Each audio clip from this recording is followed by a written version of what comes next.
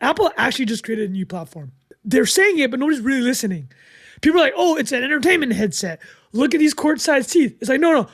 They created spatial computing, right? And you watch these demos, how easily people move these screens around, how easily the pass-through recognizes the real world and like has overlays of like timers on like pots of boiling water. That is a whole new paradigm that we're all kind of missing for like these meme moments, right? And Bilal, you brought the point, that Casey Neistat video, that's the vision of the world, right? Like, and that's exactly what Casey said. He's like, I've seen the next phase of computing. I don't know when it's going to happen. It could be 5, could be 10 years, but this will be the normal.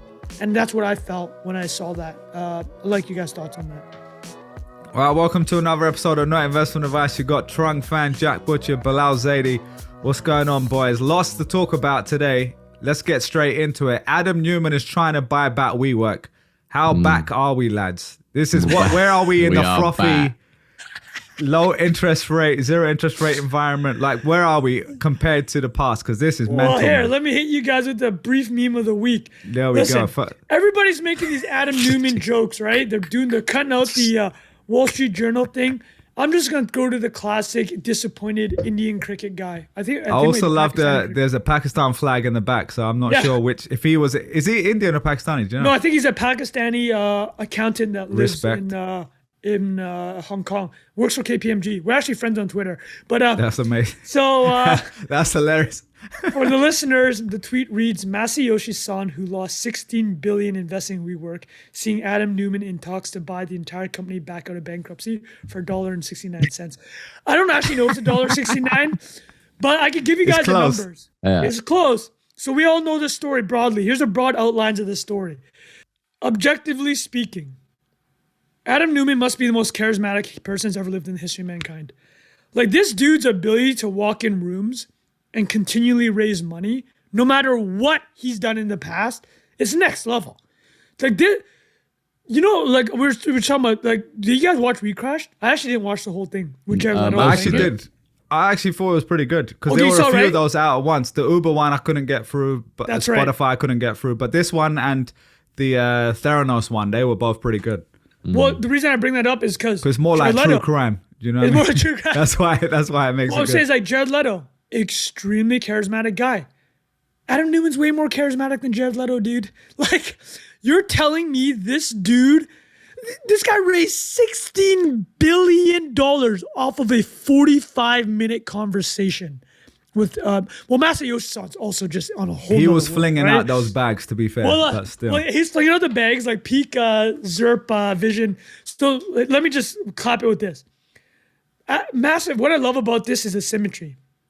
Masayoshi Son raised $100 billion from MBS from Saudi Arabia after 45 minutes. I think his joke was I raised $45 billion in 45 minutes and then got the rest later.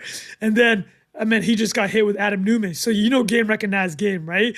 Like, he just saw the Neumann energy and he's like, yo, this guy has what it takes to get me a $10 trillion company.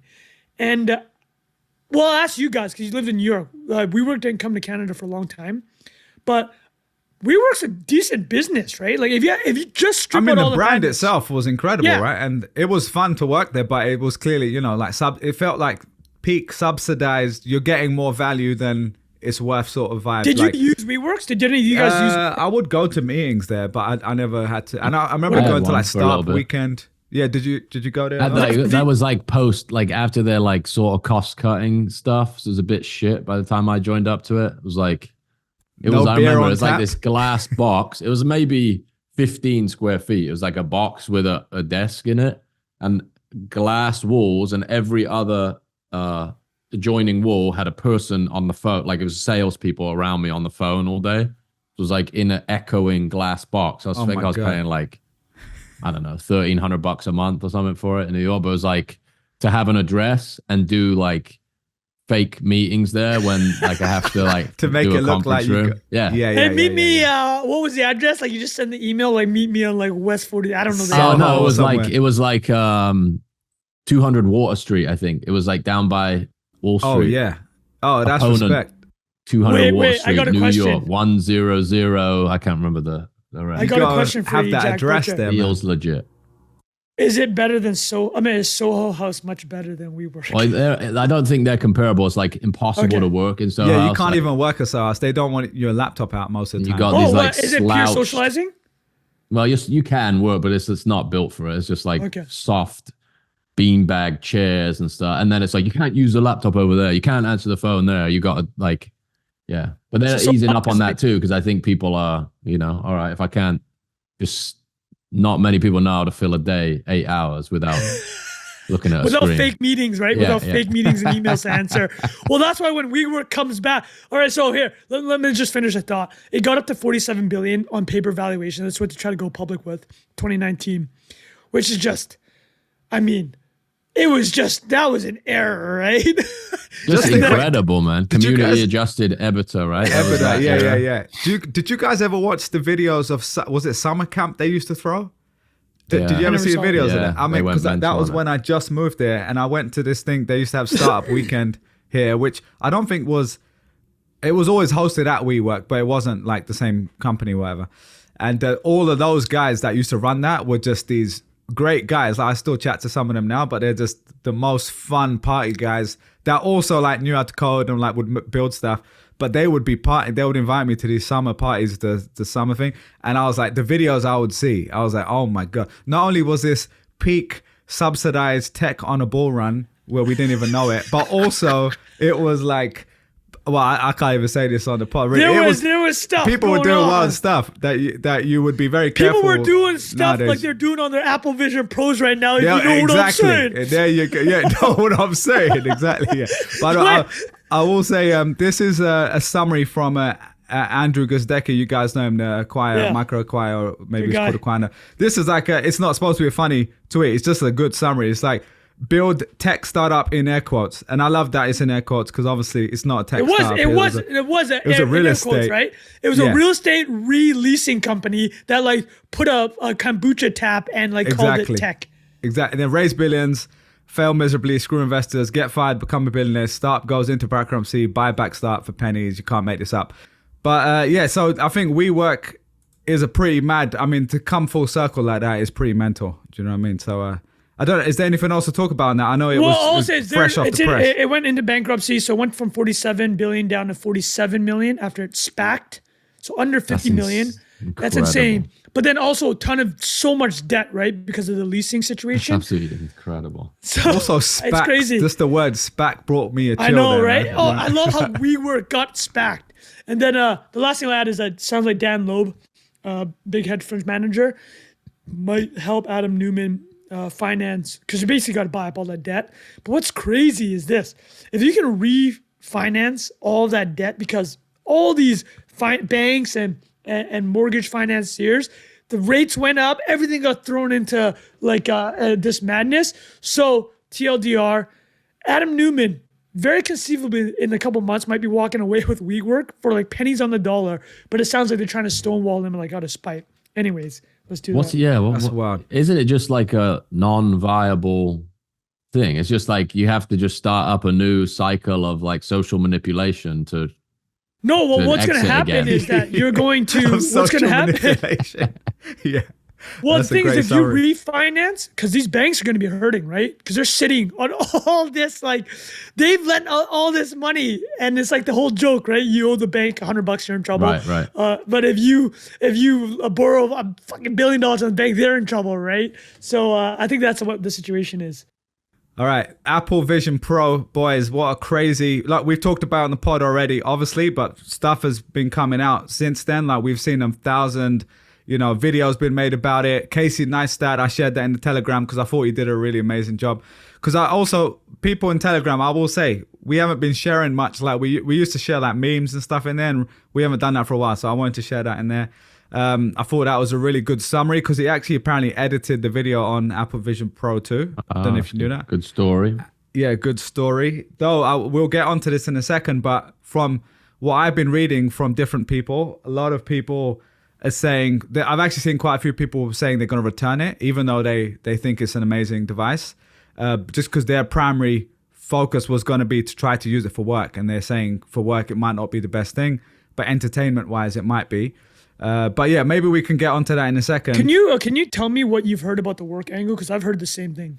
I think, I saw Ben Thompson just wrote about it this morning. I didn't finish it, but he was talking about it. I saw a couple other people on Twitter I'd saved who were saying, one, they were just saying gives them a headache after a little bit of time. And obviously that's their experience. Maybe other people are fine. Two, they were saying it's just, even though there's not really a lag, it's just like it doesn't necessarily make it better than just working on a normal screen, which is kind of, there's a video of someone using using Apple Maps, walking around with it in front of them as well, which is also funny because it's a lot, like we talk about this on the show all the time. Is it actually just better? Yeah, is it actually better than something that exists, or is it just like it's cool shiny object at the moment? So, but yeah, I mean, that was all I heard on the work front because our friend of the pod, Adam Singer, who's been on a heater with his writing lately. So people don't read Adam's newsletter, Hot Takes, fantastic. But Adam had a great piece about what's Lindy, right, for work. Like Lindy's all relative here because obviously monitors haven't been a long time. But I agree with him. He's like 2 monitors and like your laptop, that's a Lindy, man. Like you can get a lot of work done in that situation, right?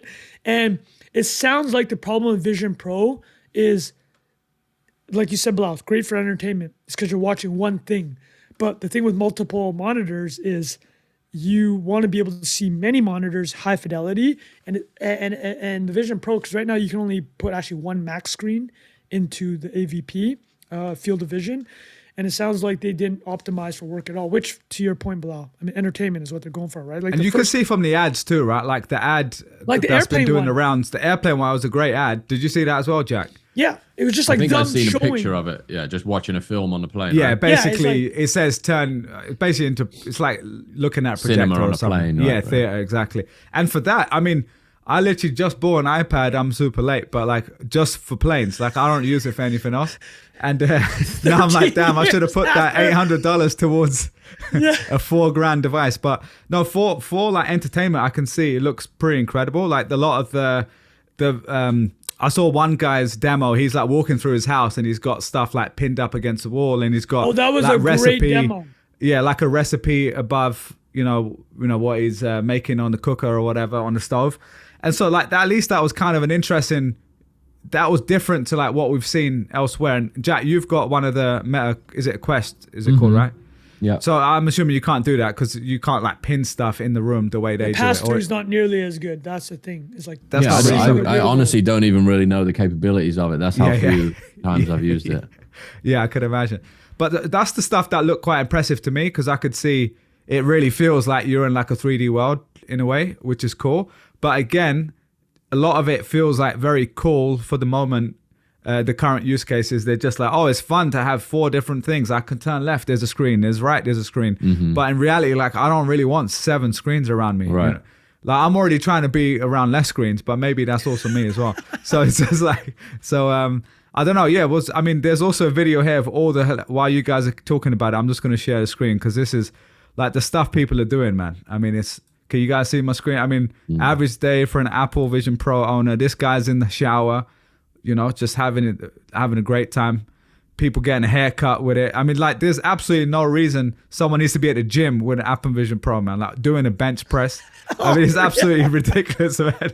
It's so funny. Anyway, so yeah, I mean, is there anything else on that, boys? You guys been following it? I want to be a little bit more meta about it, actually, for you guys. Is the energy I felt this weekend is what I wanted to ask you guys about. Particularly Jack, because Jack's been a couple of crypto type phases. I actually didn't the feeling of everyone on the timeline talking about it, and then you're just like, oh, this is something new. This was comparable to when ChatGPT dropped in the fall of 2022 to me, as in like, oh, I think the world has changed. I actually felt that. I think the world's changed, and Bilal, you brought the point that Casey Neistat video. That's the vision of the world, right? Like that, and that's exactly what Casey said. He's like, I've seen the next phase of computing. I don't know when it's gonna happen. It could be 5, could be 10 years, but this will be the normal. And that's what I felt when I saw that. I'd like you guys' thoughts on that. Yeah, Jack, what do you reckon? You've already got the other device. Well, I think it's like we can't go one episode without the Sailor plug. But if you go back to that conversation where he's plugging Apple as a network, right? Like the network effects of Apple are so unbelievably insane, and the lock-in and the luxury device signaling and the 20 years or so they've been building that up. Even if they only ship 80,000 devices, the network that is already owned by Apple, iPhone predominantly, right, is like basically waiting to get that upgrade. I feel like people don't know that consciously, but something being introduced to the Apple ecosystem when X number of billion people are already using iPhones, you kind of the way I inherently think about it is like this is the beta test for the new interface that their goal is to roll it out to as much of that network as possible, right? Like that's just not really a debatable point. So I feel like that's why it gets the attention it does versus something like, that little Pebble shit or whatever, the AI reader with the projects on your hand and stuff like that. Yeah, it's just like that's clearly a like novel, moonshot. Like let's try and get this to a couple thousand people and get them using it. Whereas for Apple to launch something of that magnitude as a behavior change is like, oh, this is obviously where the world's going because this network is unstoppable at this point. And if 6 out of 10 people think this is good, it's game over. Yeah. And it just 6 out of 10 Apple owners. There's 2 billion iPhones out there, to Jack's point. If 6 out of 10 think, whatever, if you call it 1 out of 10, that's 100 million users. If you had 100 million people owning the Vision Pro, that's a 30, somebody run the math on me. Is that a 30 to $40 billion business right there? Yeah. I'm saying, I guess I'm saying the like consensus being met that spatial computing is now normal, right? Like at one point, mobile phone was probably like a social taboo to be looking at your phone when you're in a room with someone else. And now it's like, if you're not doing that, people think you're a nutcase, right? Yeah. No, you're like if you're you right, ask Jack. somebody directions and they pull out a map, right? Like a physical map. What's up with this person? Yeah, bro. I was like, yo, dude, wait, hold on. I wanted to jump on what Jack said because I read something great on Reddit. Shout out to whoever wrote this, but they emphasized Jack's exact point. I think people are missing from all the memes that we saw, including Trung Phan's meme of the week. I just call myself third person, but we can show it right now. But I'm gonna teeing it up because everybody's missing the point. Like here's for the listeners, it's the guy in the corner. This is a heater. So the guy's got the Vision Pro goggles on. They don't know I'm watching porn. Everybody's like, yes, we do. It's like, bro, we definitely know you're watching porn. And then Bilal sent the video. You sent me one from Internet Hall of Fame yesterday.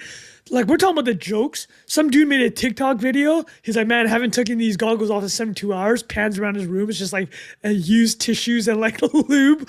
I was like, bro. No, but Bilal, to your point. Jack, back to your point about spatial computing. The Reddit post basically said people are missing the forest for the trees. The trees being jokes about porn, the incredible entertainment experience. It's like Apple actually just created a new platform. They're saying it, but nobody's really listening. People are like, oh, it's an entertainment headset. Look at these quart-sized teeth. It's like, no. They created spatial computing, right? And you watch these demos, how easily people move these screens around, how easily the pass-through recognizes the real world and like has overlays of like timers on like pots of boiling water. That is a whole new paradigm that we're all kind of missing for like these meme moments, right? And I agree in the sense of if Apple's dropping this, they're expecting X% of that installed iPhone base to make the jump. And the watch is the best example, like how long it took that to ramp up. Well, try. I don't know if this is true because I didn't verify because that's not what you come here for. But I went on, I saw on Twitter someone posted something that looked legit. That the original Apple Vision Pro, like pattern or something was like from way back in the day, like 2006 or something crazy like that. And like there was a sketch of it. Again, that could be completely made up. That could have been no, that was verified. You're right. I saw that. It was like they had the very first goggles in 2007. Goggles, and it looks fairly similar actually. And the interesting thing is because like a lot of people will talk about, you know, this is version 1. Like hopefully in 5-10 years, this is nowhere near like a massive headset like that. Hopefully it's closer to glasses or something like a lot more minimal. Just because like for me personally, like the like having that massive thing on like is just another blocker to like the real world or whatever. And so yeah, that's one part. But I also think that like they take their time. Like they're not normally the first mover, right? Like that's kind of their whole approach, but they're the best mover. Like when they do it, they're like there were smartphones before, but they made the iPhone. There were MP3 players before, but they made the iPod, etc. You can keep going. There were tablets way before, obviously. And that's they invented headphones, right? They're the first ones to do wireless headphones. Yeah, exactly. Yeah.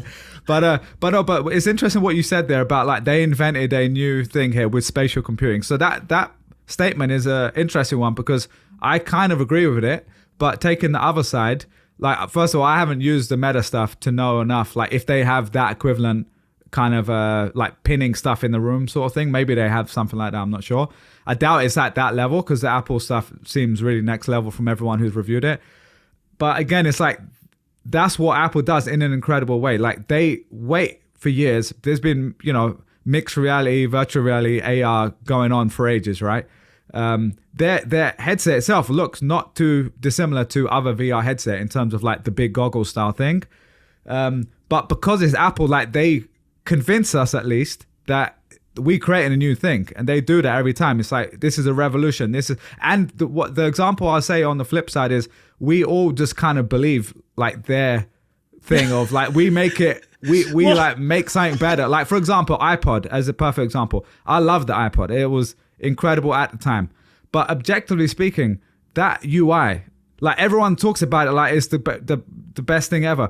It the was wheel? The wheel. Like it was cool to have, and I loved playing around with it when it first came out. But objectively, it was a worse experience than what an iPhone now has. Which at the time, I remember buying like an old Nokia, what they called a smartphone then, and I could put I could put a SD card in it, and I didn't have to use iTunes, and I could put all this music I wanted on there, and I could search for it and make playlists, and it was, for me anyway, way better experience, but it wasn't as cool as the iPod. Let me address the haters because you hit on something that's very true. Every single AVP, like serious post I've done about Vision Pro, like talking about how great it sounds, comments, the haters come out, right? Oh, wow, Apple rebranded augmented reality and all these like Apple suckers. Or I agree, like you're right. But even the haters that I follow online, like people who do not like Apple's ecosystem, they're all just like this. Across the board, they're like, this is incredible. Yeah.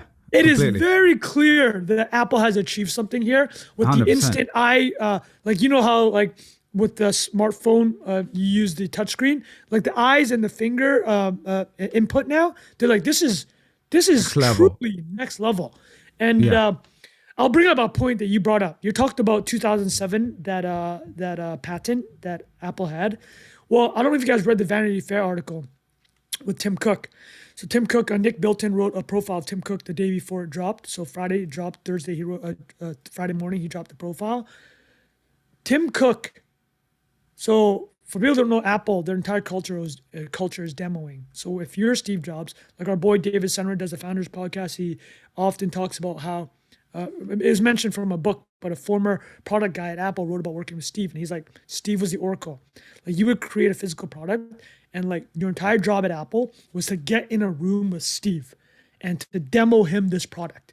And then often he would just yell at you and like make you feel really bad about yourself. But then the point I bring that up is like from this Tim Cook article, they wrote about the very first time Tim Cook experienced the Apple Vision Pro. It was 2015 about. It was not a headset, to Bilal's point. They made that patent in 2007. The very first version for the technology was not a headset. Tim Cook described it as an apparatus. He was walked into a room at Apple. They put him down in a chair, maybe a Herman Miller chair. I don't know. Shout out to my boy that works at Herman Miller, hooked this chair up. But it probably was a Herman Miller chair, actually, because they are the Rolls Royces. Yeah, that's true. But they sat him down in a chair. Jack's face is so good. Trunks is made for these. Trunks made for these. But they sat him down in a chair and like they put like a textbook on his face. And like there were wires coming out of it. Wires went into another room where it was just like supercomputer. So there's like, it looked like an octopus, but they put it on his face. And everything that we just described, the pass through, the feeling the virtual world, he experienced that from this, he called it a monster they put on his face in 2015. So like, this is what they've done 8 years later, right? It's just insane. Imagine what they have in that room right now, today. Like what is in that Apple demo room in 2024 if they just ship the Vision Pro? So anyways, man, that's my final point. No, I get what you were saying. And that's what I was saying. They really do a great job of staggering out and like taking their time. And when they put the resources into it, they go all in, and that becomes the one focus for, you know, several years to like really take things to the next level. So my hope is, because like we've been sitting on VR, some form of VR and AR for a long time, right? And it hasn't really hit that next level. And Apple are usually the ones who take the whole industry to the next level. So that's kind of the hope here. But yeah, so Jack, any other thoughts on that, mate? I was going to say we don't have time to go into the taxation and the monopolization of attention and privacy concerns and etc. I mean, we can if you want to. Actually, no, Jack, I want to get it. I think we should get into this because it might dovetail well with your piece coming up on Farcaster, this up and coming blockchain social network, which could be some contrast. But the reason I wanted to address what you brought up is I want to ask Jack first, how do you feel about a world where everybody's wearing these goggles? Now, there's that world, and then there's a world where it's sunglass level. Let's say Apple gets it in 10 years to the sunglass level. That's definitely the objective, right? Okay. I don't think they're trying to... You don't think it's the VR? Yeah. Okay. I don't think... Well, no, I think like they'll both exist, but the form factor is going to get slimmer and slimmer and slimmer, and batteries and chips and all that stuff will... I mean, the goal is, I would imagine, like the least quote unquote intrusive physically, but the most immersive mentally. They'll be getting there. Neuralink. Yeah, I wonder if Neuralink with some contact lenses. Wait. There we go. Yeah. Neuralink, you don't even need the Vision Pro, right? Elon you can just stream the movie. Elon's about to scoop Apple. Just shut your eyes and stream the movie, man. Well, shut your eyes and do other stuff. Yeah. There we go. Yeah, coming at it from people been doing that for years, mate. Don't worry. There you go. Yeah, sorry. Yeah, sorry, Jack. Don't worry. People have been doing that for 100,000 years, bro. Yeah. The spank bank. Yeah. Oh boy. Yeah, right. Boys. Yeah. So I think we should move on. Yeah. Fair point. All right. Great discussion on that. Jack, team up. We just mentioned Farcaster there. This is something that's been like people have been talking about it for a while. It's been bubbling up. I know you've been using it, and we wanted to kind of break it down. Very edge of the internet vibes, like we used to do a lot. Jack's our edge of the internet guy. So, what is Farcaster? What are people using it for? And how's your experience been so far? So, the idea is, and this is not me speaking on behalf of anybody. This is my interpretation of it, obviously. But it's a decentralized social protocol. And that's what Farcaster is. That's the protocol. That's not the client, right? So the most popular client is called Warpcast. When they initially launched it, they were the same thing, right? The product and the protocol were both called Farcaster. And then I think around maybe 9 months ago, the official team are kind of maintaining two different products on that. So there's Farcaster, the protocol, Warpcast, the client, and what Farcaster, the protocol, allows you to do is basically build products on top of this social graph. So like if you compare it to a Twitter, for example, it's where you're paying for access to the API to build anything that comes from Twitter's data set. In the case of Farcaster, you can build a client on top of that, and you can move your entire social graph around with you to any client that uses the Farcaster protocol. And it's all built, I believe it's Optimism, Ethereum L2, but it's an Ethereum native product. And they have integrations with ENS. We talked about a long way back, right? Where Ethereum naming service, yeah? Ethereum naming service. So if you've seen jackbutcher.eth, or like when everyone had that in their Twitter bios for a while. Let's talk about the importance of that, because I think that naming is a big part of, you own your identity. I think a big thing they're talking about here, I heard Chris Dixon talk about Farcaster briefly. Chris Dixon, the venture capitalist from Andreessen. He's like, you don't own Trung Phan, right? You don't own Jack Butcher. You don't own B Zaidi. These are all our X handles. Whereas with Ethereum, ENS, you own that, right? Like Balaji with Chris Dixon. He's talking about you don't own these things. But now part of Chris Dixon's new book. So this is Chris Dixon's Farcaster or Warpcast? This is Chris Dixon's Warpcast, but yeah, his Farcaster profile. He was the 25th user of Farcaster. Wow. Jack, what number are you? Because I know you were early. 160. There we go. So can you explain? So hold on. Like, can you talk? Actually, Jack, talk through this interface. So it looks like, because it is a decentralized Twitter, right? It looks like Twitter. Yeah, it looks like Twitter. The construct is a little bit different. You have your profile, but then one of the major differences is kind of the primary organization of content is through channels. So you have like, here's a design channel, punks channel. There are platforms and products have their own channel. So that organizes content, and it's like a fairly different model of distribution, right? So the idea that you would have discussions specifically in a channel, I think Twitter has attempted this with like communities. It's closer to like the way Reddit has like subreddits, I guess. I think it's probably a closer comparison. But like a Twitter meets subreddit in a way. And it has the Twitter-esque like constraints in terms of the size of the content that you're posting. So I think it's a couple 100 characters per tweet. You could thread them together. Do they call them warps or what? What's the word they use? Like I don't know actually. Cast. Okay, got it. That's a great. It's good brand. It's branding. good. I think it has good language surrounding it. And then just this week, it's had this huge influx of activity based on this feature that they introduced, or one of the users, and I'm not going to be able to credit who made it, so I'll have to look that up and figure out how to tag that on. But somebody basically shipped this feature that allows for interactivity within the feed. So, like in Twitter, you can post an image or you can post a video. What this is basically allowing people to do is post iframes that have degrees of interactivity baked into them. And on a crypto native protocol, that's things like mint an NFT or vote on this poll or play this game or, contribute to this. Was the one I saw this morning.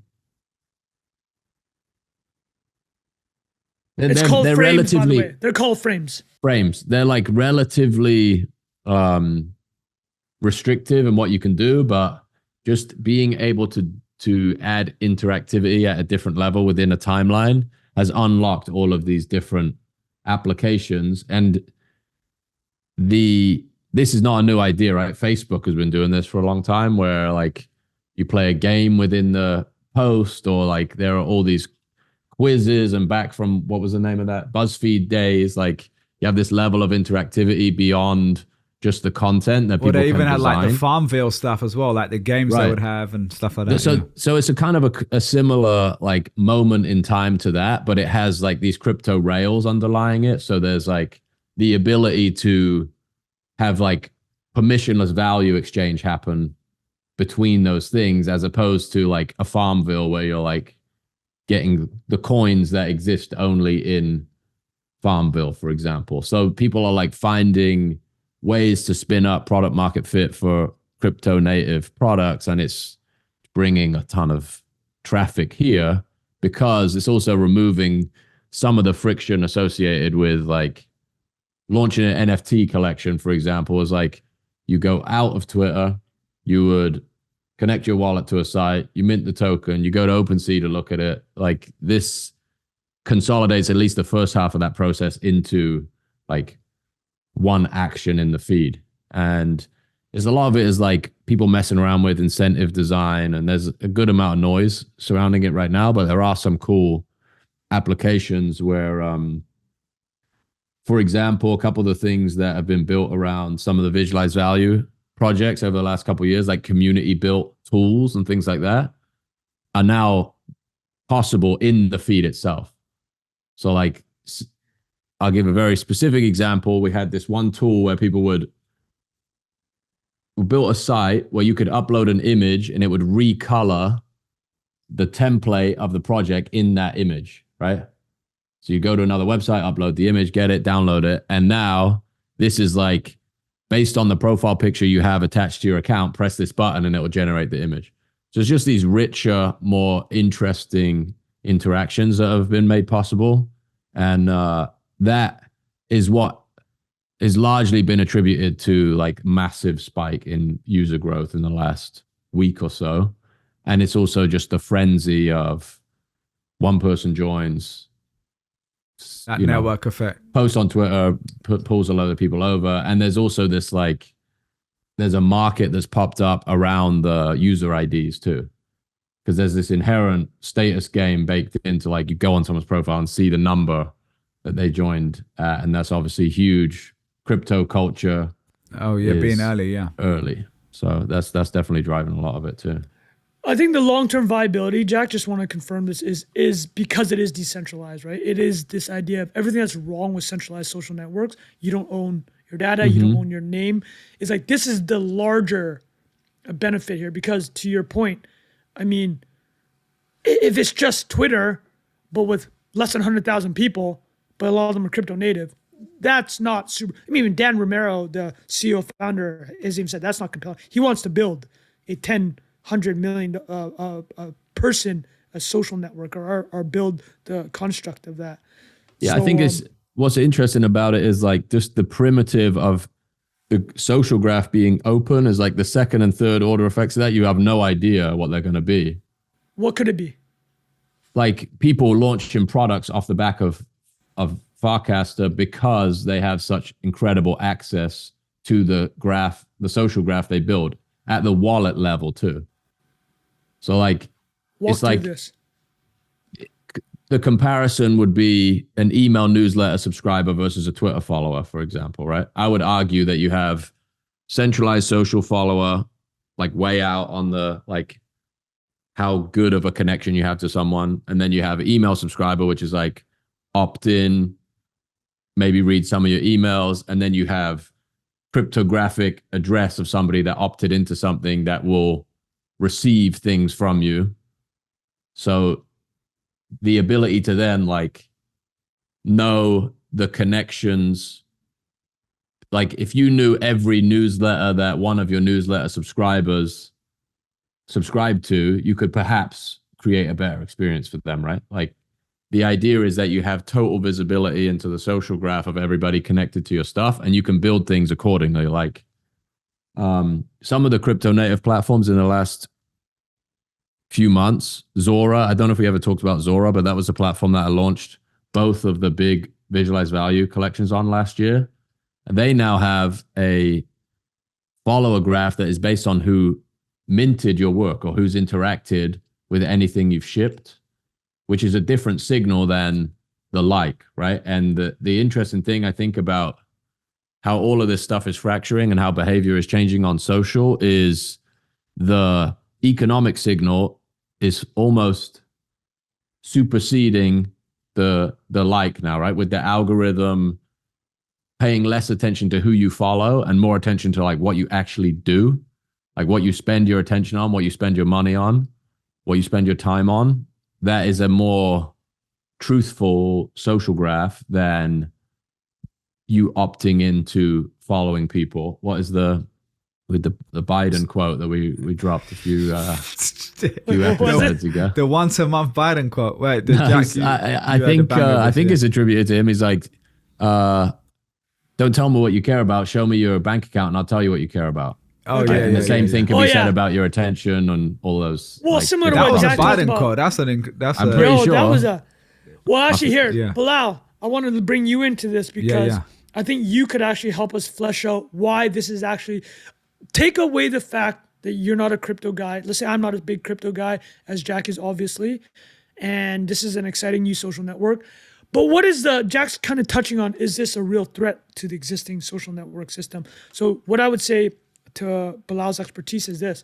Bilal, let's say you ran a campaign and you're trying to give advertising, you're talking about, on social, called Instagram or Twitter. I know you don't do Twitter. It's like, it's sounding like what Warpcast can do. It's like, it's automatic attribution, right? If you can use this frame to sell a product, let's just say Shopify has an integration, you can sell a product through that frame, which is basically just a specialized type of post. The attribution is automatic, right? You know whose wallet is buying what. And if you were an influencer that helped somebody, if you're the influencer that posted that and somebody bought it, immediate attribution, right? Whereas now, how would you attribute an influencer? You have to give them that special URL, for example. Yeah, you're saying there were two things I heard there. One was more like a influencer style, like posting something versus like an ad. So like, well, let's try both. It's like, it's automatic attribution now. Yeah. Well, yeah, mate, potentially. I don't know how it works enough to say that it is, but based on what you said, the traditional way is like Trung's doing, which you're not, but let's say you're doing an ad for C4, right? And they're like, oh, Trung, we heard you on the NIA podcast. All these people are buying C4. Here's a code, Trung Fan 25 off or whatever, right? And then so they would match that and they would ask you probably like, oh, how many impressions did you get? And so they wouldn't have access to that. You have access to that. You would report it to them. So there is like a bit of drop off there. And then obviously on their side, they know how many people use a coupon or not.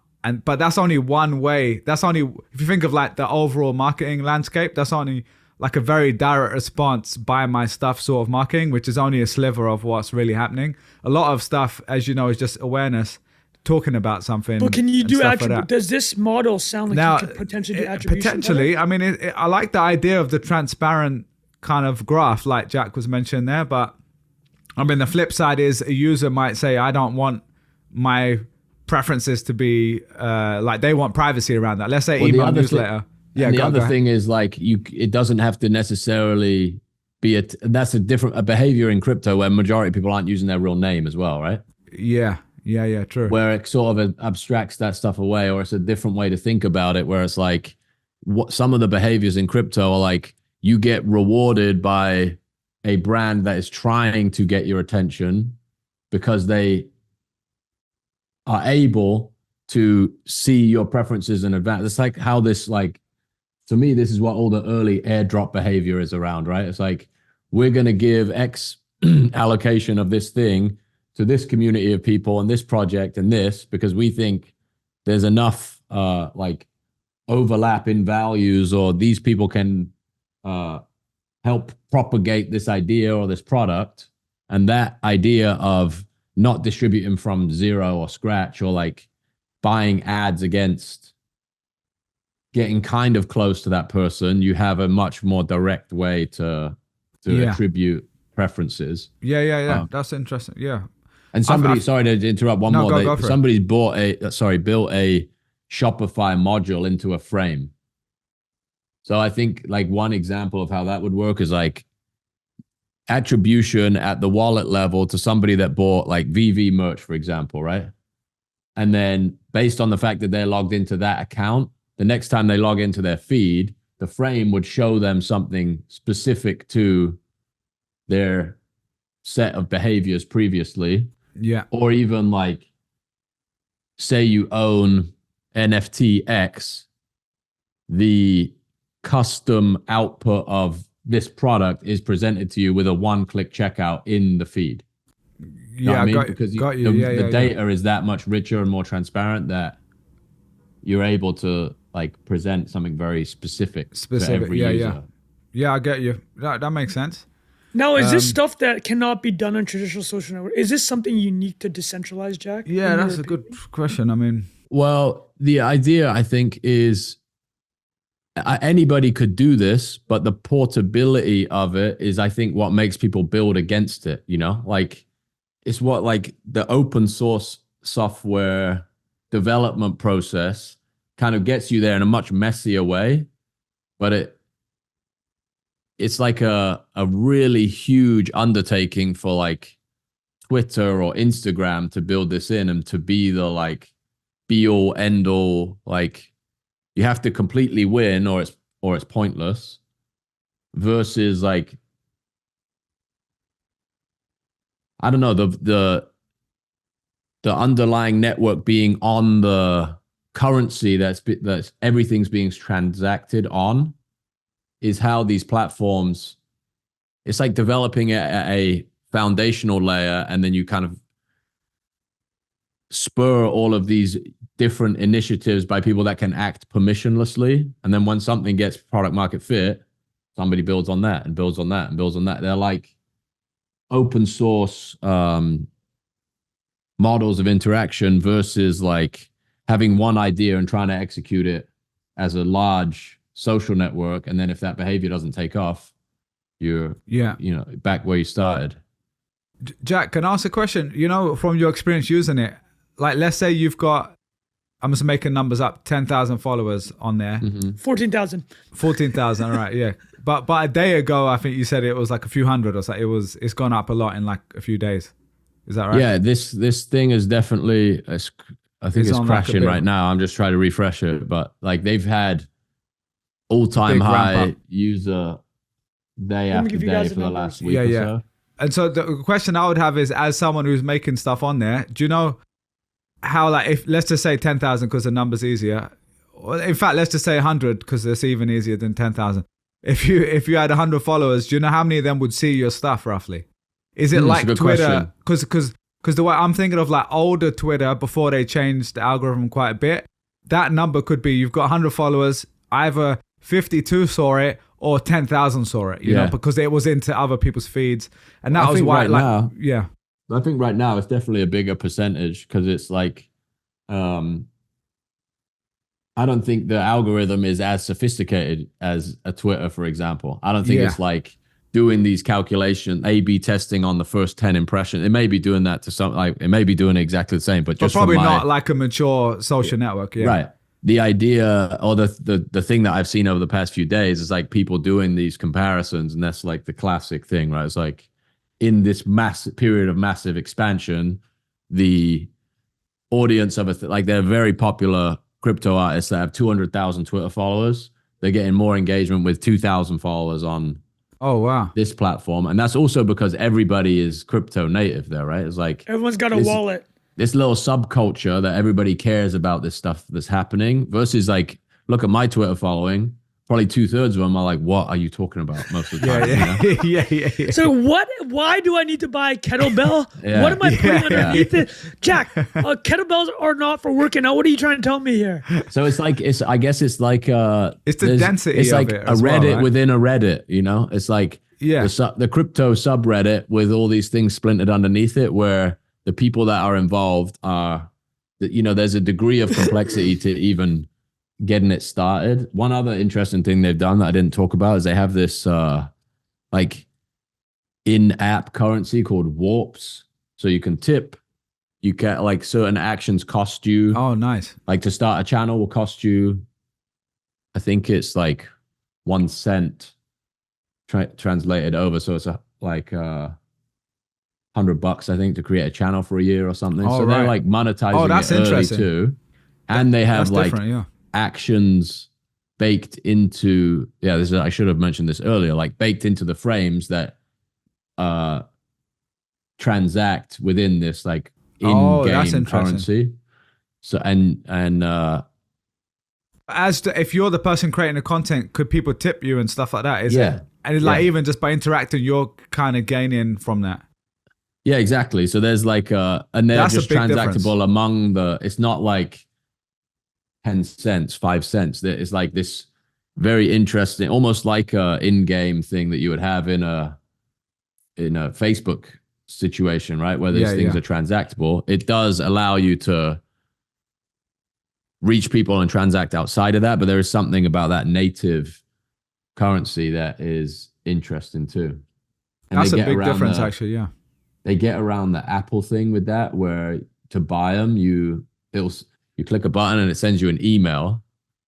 Then you go to the email and you'll buy them through that. And then it's just Commerce. in the app, and then you can just use the points equivalent. It's like Audible when you get like 12 credits for the year or something like that. But yeah, I have to say they did a nice job. That would actually be an interesting thing. Is that how Audible works? You buy credits on Amazon? I think that's... you buy credits. You buy credit, and then it's a subscription you get, and you credit every month. Right, so you don't pay $10 for the book. You pay $10 for the month subscription, Amazon, or $120 for the year or whatever. Yeah. And then you'll get 12 credits. So basically the same thing. But that's how they get around it. Jack, I have a question for you. We could bookend this with like, you've seen these cycles.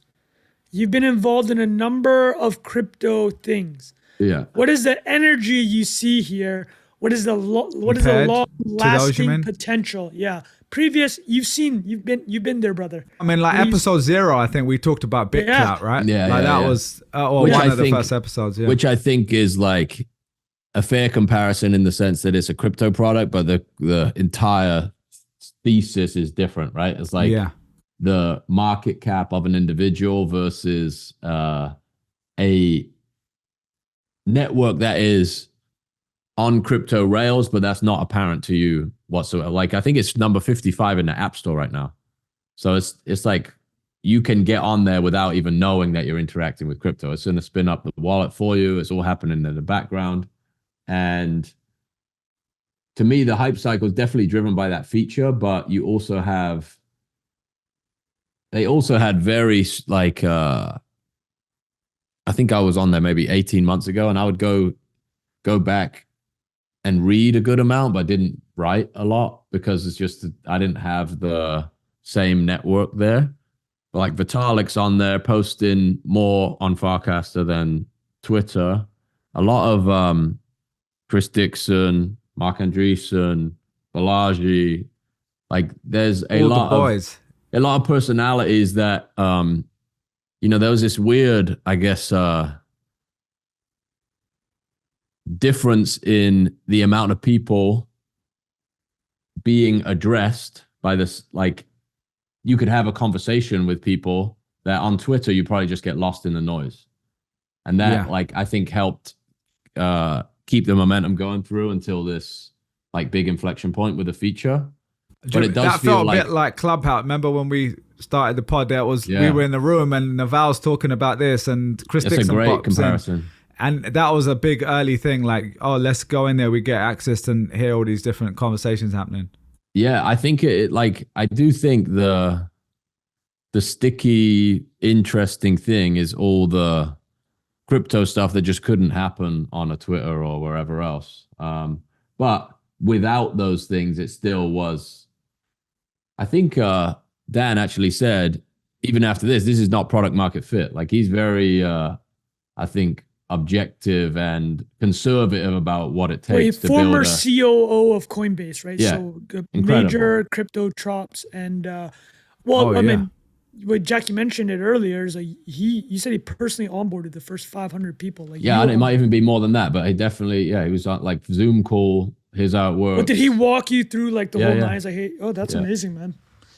That's amazing. They've been doing it for, this is not a like flash in the pan situation. They've been doing it for 3 years, and now it's finally like leaked out of this little bubble, and people are like, is it going to be gone next week? It's like, nah, it's already, it's already protocol is shipped. Like, it will exist for a very long time. Will it be a competitor to Twitter? It remains to be seen, but like, it also doesn't have to, I don't think it has to operate at hundreds of millions of scale either. But also what they're building isn't comparable in a lot of ways, because these clients and the ability to spin up like these siloed networks that pay for access to the protocol is, I think, a bet on a different future of the internet, right? It's a bet on this fracturing and splintering of community versus like 5 websites. There was a great tweet the other day, Board, posted it. It was I remember when the internet wasn't 5 websites and every website was posting screenshots from the other 4. Yo, that's a banger. Yo, that's Bored. Good. Yo, I missed that one. Bored. Bored. If he you're quoted listening. it. I don't know if he wrote it. I don't know if he wrote Friend it. Friend of the pod. Yeah. Let me see. No, that is a very good. That is good, man. Because you're on Instagram, people posting their tweets. You go on Bored Elon Twitter. Musk, you got TikToks going on there. That's funny. But Jack. The other thing while Trunk's looking up, I'm also curious. I don't know if this is something that people are experimenting with, or if even will be possible on something that's more open like this. But people have talked about this conceptually, at least anyway, with crypto. So I'm curious if you've seen this anywhere. Like a lot of people talk about creating their own algorithms, like for the feed itself. And so like right now on Twitter, you don't get that. Obviously Instagram, you just get what they give you, which, is fair enough. Like you're using their site and they're allowed to do that. But I've heard it. I think Balaji and Chris Dix and other people mentioned this in the past where like if you're creating a new protocol where people are able to actually build stuff on there, I don't know if this is possible, but are they able to say, well, here's one feed for you if you don't want any news in it. Here's one feed for you if you don't want, if you only want people that you follow versus not, et cetera, et cetera. Or other people want chronological versus algorithmic, whatever. And so my general take on this is like, I personally would like something like that, but I don't think most people, like the general population doesn't even know there's an algorithm, right? Like, so I think my opinion of it is probably different to theirs. And I think the current incentive structure for the current social media platforms isn't to give people a choice, is to keep you hooked and keep you coming back and addicted. And that's like negative words, or engaged is a more positive word, right? And so like we've talked a lot on. Is still so. That's so much engagement. Oh my God, the engagement's out of control. I know. Well, especially with that damn Apple Vision Pro, man, you got all sorts. Did you see a person with their TikTok set up? They had like 6 different TikToks going at once. It's so funny. Anyway, but yeah, so I don't know if that's going to be possible, but just I do like the conceptual idea of like being able to create more stuff on top of it. And without me having used it, I like that idea of the subreddit style communities. Yeah, because you're creating more density of interest there. Yeah, and the other thing I think is like it's so over indexed on people that make stuff. Developers, designers, like, and just based on the proximity to crypto in general. Like now it feels like this big influx is the influx of quote unquote consumers. And there's like a complete deficit in stuff being made and being consumed. And I think what's the Twitter stat and Instagram is like less than 1% of people create the content. I would say it was like, that was incredibly skewed, at least before this last week, is like the fledgling network was so dense with like builders and writers and designers that there was so much stuff there to do when people arrived. Yeah, that makes sense. But that's cool. Dude, thank you, man. We'll see. I should have tapped you earlier. I didn't realize you're on there for 18 months. I don't know if it's 18 months, but it was early on. A while ago. When it started, Yeah, that's great. Thanks for breaking that down. Trung and Jet, how you guys doing for time? Do we want to talk about any of these other topics? Let's speed run these topics. Just speed run what we were talking about. All right, let's go. Ferrari, Lewis. Jack, you're a big Formula One guy. You've also just done some work with them, collaboration with them. Man. Break this down, because I'm like an amateur with Formula One, so I know this is significant, but what's going on there, boys? Well, so am I really, just in terms of my historic knowledge. I know the Joe Pomp email was very informative, helped me understand, like give it a lot more perspective on like how big of an athlete Lewis Hamilton is. Like I was, it's like a huge name and you kind of understand that, but the value that he creates for these teams when he drives for them is let's give an example. Like, what was the number? 30 million Instagram followers, I think. He's one of the most famous people in the world. Like, incredible. And like the valuation of Mercedes in the 10 years he's driven for them has gone up like 10x or something. Yeah, incredible. And that's the sport growing too, but he has been like, he's the face. Top boy, he's really, the right? Face, yeah. Top boy. And top boy. mate, the Ferrari plus Lewis Hamilton, like can you think of two like bigger brands? Like this is 1 + 1 = 3 type. Like to me, situation. like if Verstappen went to Ferrari, it's not the same because Right. Ferrari's sexy, it's luxurious, right? Yeah, and that man, I'm not okay. Lewis Hamilton, he's a sexy cat. I'm just gonna go on and say it, right? So he's a good-looking cat, bro. Like Lewis Hamilton, he got the swag. yo, Yeah, this yeah. guy I mean, is he's a done- he's- yeah, swaggy he's- cat, man. And Pussycat Girls, wasn't it? Pussycat Dolls, Nicole Scherzinger. yeah. Wait, did he also not date Rihanna, or am I getting? Yo, Yeah, he's done look, all right for himself. Look, yeah. he's Lewis done all Hamilton right, put yeah. up some numbers, if you know what I'm saying. Not Yeah. just the 7 world championships. I don't think I've heard Trunk say, you know what I'm saying, like this before. This is a hold on, new let me- Trunk. Yeah, Let me talk through the Ferrari quickly that you guys can opine on. But again, shout out to Joe Pompiano, friend of the pod. Huddle Up, great newsletter. He was walking through some of the numbers. I think he said Ferrari added 10 billion to their market cap on good earnings, and they announced Lewis joining them on those earnings. But I mean, we've talked about it in the pod, and Jack knows it very well. The entire model of Ferrari is this: they only make 13,000 cars a year, okay? And but they're charging whatever $500,000 a car. They're making 13,000 cars a year. So the demand, the supply is always going to be restricted. It's basically like Bitcoin at this point. And but all you got to do is pump up the demand, right? How do you do that? You bring in the sexiest cat in the world in the racing game, Lewis Hamilton. Straight up, right? He's adding disclaimers on the end. Yeah. Sexiest guy in the world. So Race good. car. Yeah. F1. Yeah, But we'll take that one. We'll take that. But like, Yeah. I mean, Lewis, this guy, he's beyond racing. Like he's won 7 world championships, but he's a cultural The icon, yeah. right? Yeah, Yeah. completely. He's a culture, like rappers talk about him. Like he shows up to LA and he's Paul Mullen with LeBron. You know what I mean? It's like this is where he's at, and I think it works for the business model because the last point I'll bring up that Joe brought up is like, even though he 10x the value of the Mercedes race team, Mercedes, at the end of the day, these are all advertising, right, for the vehicles. Mercedes sells 2 million cars a year. So, like, it's just a different beast, right? And he comes in and just, like, I don't know how many more people want to buy Ferraris that didn't already want to, but if he gets 1,000 more. There's one way to that, increase that demand, like you said. I mean, go on, Jack. he's making 100 million a year. He's making 100 million a year. It sort of reminds me of the Ryan Reynolds football club, the future of capitalism, boys, if you want to put it that way, of like this just ridiculous arbitrage of personality that exists, where even in, like, he paid for himself in a day, like if you can get the deal done, like you can make an offer that seemingly makes no sense by a historical precedent, but because of who the two entities are, this is not a value of investing equation, right? This is not Buffett reading a K1 or something like that. Yeah.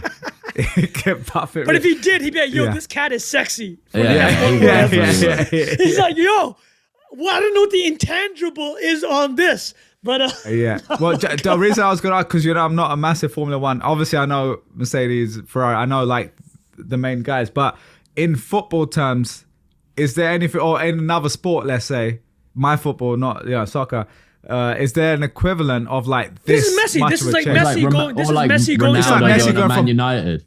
Back in the day. Yeah. Or Messi like, going to I'm Miami. thinking, or like Messi going from Barcelona to Madrid.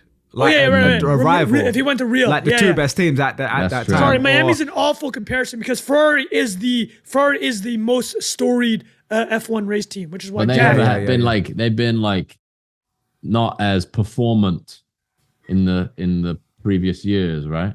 Like they haven't won in, I think, almost 2 decades. World Championship. Wow. But it is the brand. It's the greatest. It's the most powerful brand, right? It's like it's like the best. Michael Schumacher.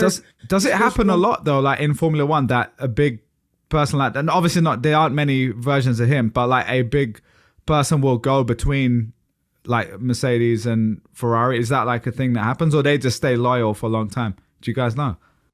Based on Drive to Survive, I think there's a lot of lobbying. A horse. They move around a good amount, yeah. Like it's, all right, so my understanding. It's not like Sol Campbell coming to Arsenal from Tottenham. This is like this is I think the huge legends are like, lifers at the teams for the most part. Like Schumacher, yeah. Well, Fernando Alonso drove for Ferrari for a long time, right? And now he drives for one of the smaller teams. Yeah. It's also so like such a small sport in comparison to anything that was like 50 dudes.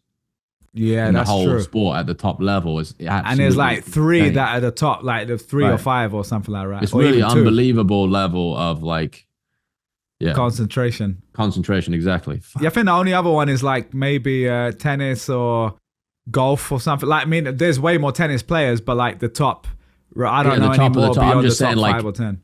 The only televised version of it. I guess you could, if you went to like motorsport more broadly, you could blow that up, but it's kind of nuts. Like the entire, Arsenal squad is probably bigger than the competitive F1 drivers.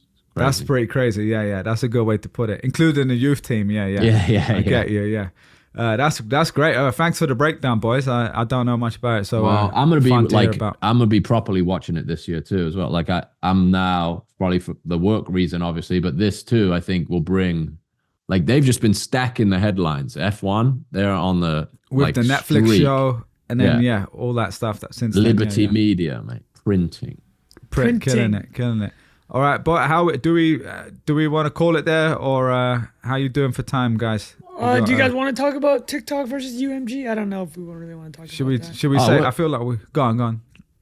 Yeah, we'll save it. I'll try and get this Universal story, and then we'll do it with that. All right, cool. Wait, you have a Universal story? I'm saying that there's this campus they're building in Nashville. Oh yeah, Nashville. Yeah, okay, cool. Universal's building a campus in Nashville? The biggest soundstage outside of LA. All right, let's tee that up next week, actually. So for the listeners, we'll tee up a couple things. TikTok, UMG, CEO, so the CEO of UMG is a major hitter. I think his name's Lucien Grange. That's him. That's him, right? Guy's a major hitter.